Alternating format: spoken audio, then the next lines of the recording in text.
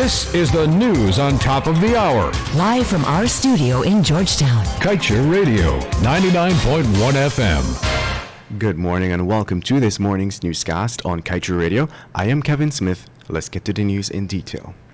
It was in September of 2019 that GRA operationalized the Petroleum Revenue Audit Department, or PETRAD.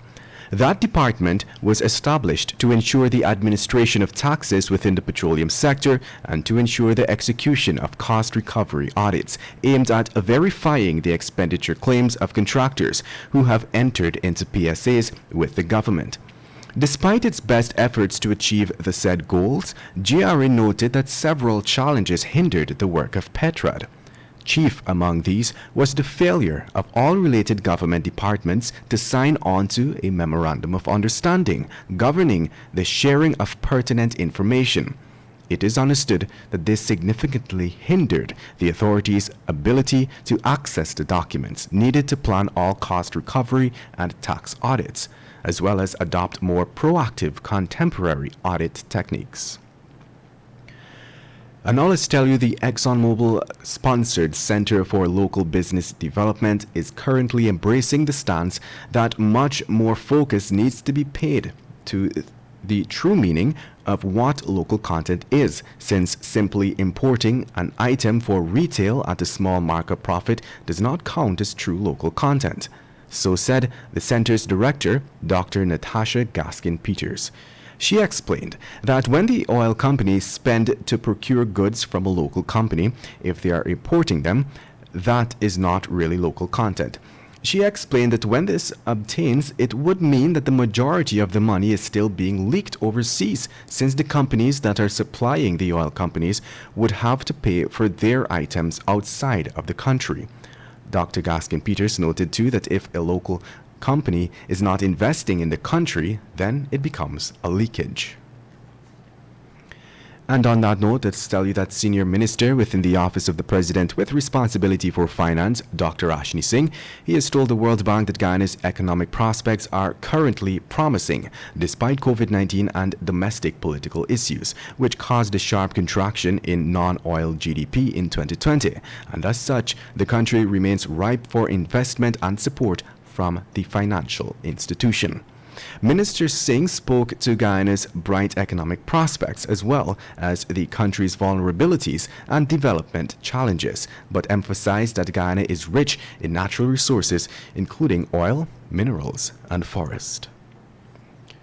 And now let's tell you, finance ministers from across CARICOM this past week met virtually to prepare CARICOM's agenda ahead of a scheduled upcoming meeting with the International Monetary Fund, or IMF, and the World Bank.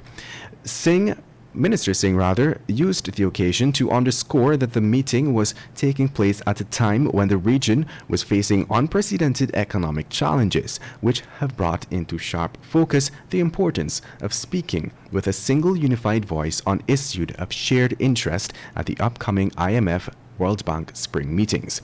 He had also reminded of the urgency with which progress is needed on many of the long-standing issues that need to be addressed to advance the supportive architecture for the CSME.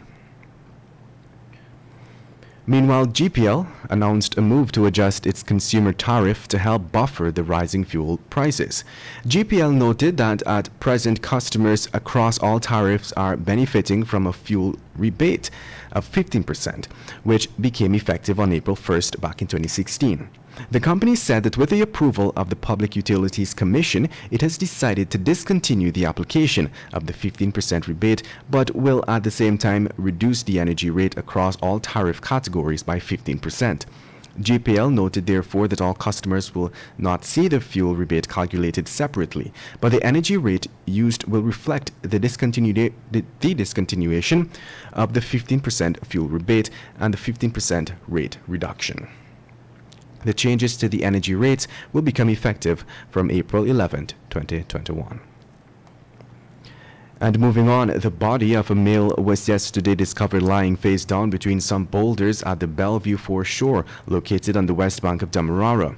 According to a police report, the corpse was discovered just around 13 hours 45 and was in an advanced stage of decomposition. So far, investigators have been unable to identify who the remains belong to. They have questioned several persons in the area but have not received any useful information. Cops described that body to be that of a mixed-race individual, probably in his 40s. Crime scene experts also noted that it was clad in a burgundy jersey and dark gray long pants. The corpse lies at the Ezekiel Funeral Home awaiting identification. And finally, the Ministry of Health has recorded 4 fatalities as a result of COVID-19, which takes the national death toll to 247. The latest fatality is one 67-year-old female from Region 4. Meanwhile, Guyana yesterday recorded 26 new COVID-19 cases, taking the overall confirmed cases to 10,606. Additionally, there are 14 patients in the COVID-19 ICU at the Infectious Diseases Hospital, 72 patients are in institutional isolation, and 985 patients are in home isolation. There are 9,218 recovered patients. And that's the news of the moment. Remember to get the full details of these stories. Pick up